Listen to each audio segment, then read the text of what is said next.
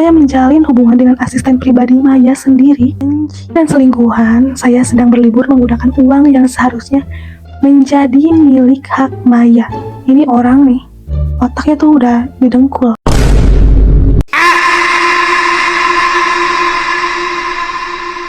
Hai guys, balik lagi nih sama aku. Jadi hari ini aku punya segmen terbaru, yaitu Abai Rawit, cerita bahaya dan rahasia paling pahit. Oke guys, jadi di segmen kali ini kalian tuh bebas ya mau ngirim cerita apapun, mulai dari horor, cerita sedih, cerita paling kesel, cerita bahagia, or anymore. Jadi kalau misalkan kalian ceritanya mau ditayangin nih di channel aku, kalian bisa kirim cerita kalian di email ataupun di Instagram aku ya. Aku nanti ditulisin di bawah sini ya, atau kalian bisa cek description box aku. Nah jadi guys, gak usah lama-lama ya. Jadi kita langsung aja ke ceritanya guys. Nah guys, jadi cerita ini tuh dari seorang cowok yang bernama Rafli. Tapi di sisi lain, ini tuh aku udah samarin ya namanya. Pengakuan tentang pengkhianatan yang paling jahat dalam sebuah hubungan. Halo, nama saya Rafli. Saya ingin menceritakan sebuah rahasia yang saya simpan selama 3 tahun dari istri saya. Wow, yaitu Maya. Saya tahu setelah cerita ini tersebar, orang-orang akan menganggap saya pria paling rendah yang pernah ada. Dan memang benar, saya pantas mendapatkannya. Dulu, saya dan Maya memulai semuanya dari nol. Maya adalah wanita hebat yang rela berhenti kerja demi mengurus saya saat saya sakit keras dan juga bangkrut. Dia bahkan menjual semua perhiasan peninggalan ibunya supaya saya bisa buka usaha kecil-kecilan. Berkat pengorbanan si Maya ini tadi, usaha saya maju pesat. Saya jadi pengusaha sukses dan kaya raya. Sebagai tanda terima kasih, di ulang tahun pernikahan kami yang kelima, saya memberikan kejutan yang luar biasa. Saya membelikan dia sebuah rumah mewah atas namanya sendiri dan sebuah butik idaman yang sudah dia idam-idamkan sejak kecil. Ini di acara pernikahan, maksudnya di anniversary yang kelima tahun ini, Rafli ini tuh beli rumah mewah dan juga butik buat si Maya atau si istrinya ini. Suami idaman banget ya sih. Maya menangis bahagia. Dia merasa menjadi wanita paling beruntung di dunia karena suaminya setia dan membalas semua jasanya. Tapi ada sesuatu yang saya tidak tahu. Sesuatu yang sangat menjijikan. Kira-kira apa nih guys? Sesuatu yang sangat menjijikan. Kalau dilihat ya tadi, dia tuh suami kayak idaman banget kan. Udah kaya raya, pengusaha, terus juga setia dan romantis juga kan. Pastinya wanita bikin kelepek-kelepek gitu loh. Sebenarnya butik itu saya bangun bukan dari uang keuntungan bisnis saya murni. Saya membangun butik itu sebagai cara untuk menjauhkan Maya dari saya. Sengaja membuat butik itu sangat sibuk dan lokasinya jauh dari rumah. Maya tidak punya waktu untuk mengontrol jadwal saya. Oh, jadi si Rafli ini tuh bikin butik buat supaya Maya tuh gak ngontrol jadwalnya dia gitu. Terus supaya si butiknya dia tuh kan rame. Nah, jadi tuh mereka gak sering ketemu atau sering ngobrol gitu. Jadi si Rafli ini tuh sengaja buat butik biar mereka tuh kayak gak sering ketemu gitu loh. Selama 3 tahun terakhir, saat Maya sibuk mengelola butiknya, dengan bangga saya menjalani kehidupan ganda. Saya menjalin hubungan dengan asisten pribadi Maya sendiri yang paling Maya percayai di butik itu. Kami sering menertawakan Maya dari belakang. Bahkan setiap kali Maya memposting foto butiknya di Instagram dengan caption, "Terima kasih suamiku sayang." Dan selingkuhan, saya sedang berlibur menggunakan uang yang seharusnya menjadi milik hak Maya.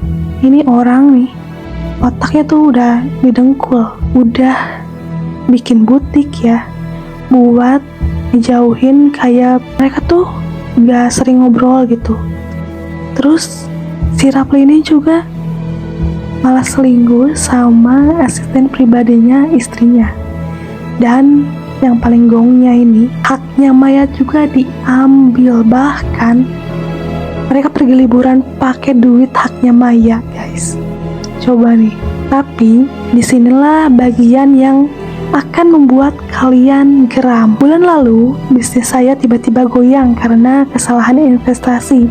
Nah kan, mampus loh. Saya butuh uang besar untuk menutupi hutang perusahaan agar saya tidak jatuh miskin lagi. Apa yang saya lakukan? Saya membujuk Maya untuk menjaminkan sertifikat butik dan rumah mewah ke bank. Saya bilang itu untuk ekspansi bisnis kita bersama, karena Maya sangat percaya pada saya.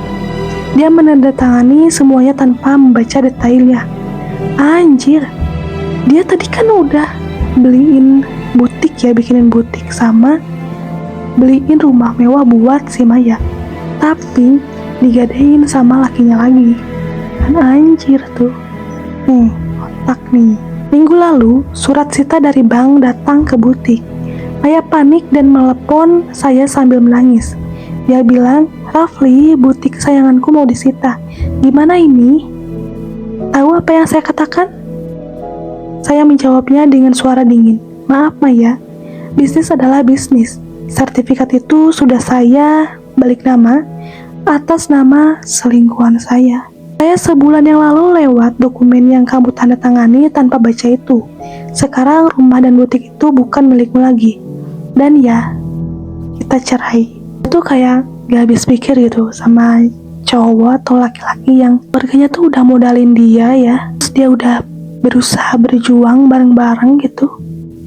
Dan bukannya berterima kasih atau ya paling gak setia lah ya. Ini malah anjir, kayak otaknya tuh didengkul beneran deh. Coba deh guys, komen di bawah ya. Siapa yang greget nih sampai sini? Maya jatuh terduduk. Dia kehilangan segalanya, hartanya, butiknya, suaminya, dan dihianati oleh asisten kepercayaannya sendiri. Dia kembali ke titik nol, sementara saya sudah mengamankan sebagian aset saya di luar negeri atas nama orang lain.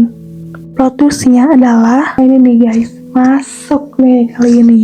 Kemarin saya baru tahu dari dokter keluarga kami, alasan kenapa Maya selama ini tidak bisa hamil bukan karena dia mandul, seperti yang selalu saya tuduhkan. Oh, jadi si Rafli ini tuh selalu nuduh kalau si Maya itu mandul gitu.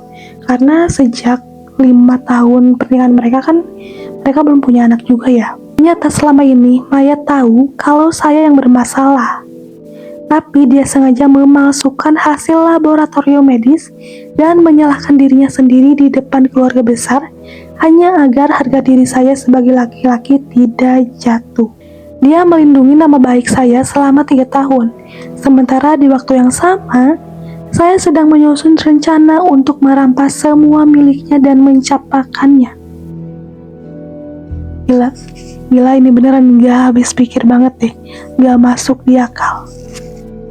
Orang setenang, sebaik si Maya ini masih tetap dicampakkan sama suaminya yang gak tahu diri ini. Ini nih kayaknya iblis pun sungkem sama dia nih. Aku tuh kesel kayak bacanya tuh.